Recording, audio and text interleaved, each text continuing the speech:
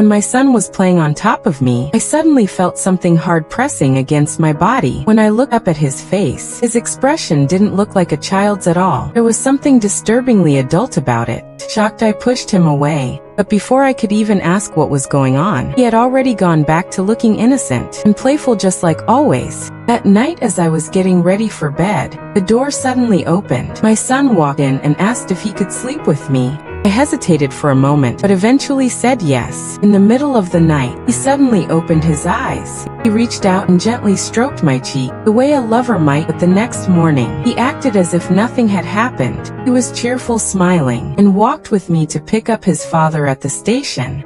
We looked like the perfect, happy family then. On my birthday, we threw a little party at home. I was busy entertaining guests, chatting, laughing, and sharing a few intimate moments with my husband. When I turned around, I caught a glimpse of my son. His eyes were filled with anger and resentment. I was about to walk over and ask what was wrong, but before I could, he ran off. Later, when I went into the kitchen to get something, he suddenly shouted at me, "I hate you," he yelled, and then ran upstairs. I tried to follow him, but just then the lights went out. Everything went black, and I fell to the floor. A moment later, the lights came back on, like someone had deliberately toyed with me. The next morning, after I sent my husband off to work, I went to take a shower. I didn't notice that my son was hiding outside, secretly watching me. A while later, he quietly opened one of my drawers and took one of my undergarments. The sound of the drawer closing caught my attention. I stepped out to check, but no one was there. Later, as I was getting dressed to go out, I noticed that the basement door was open. It was the first time I had ever gone down there. The room was covered in cobwebs. It was obvious no one had been there for a long time. And then I saw him. My son was curled up against the wall, his face flushed with fever. He looked terribly sick. I quickly picked him up and carried him back to his bedroom.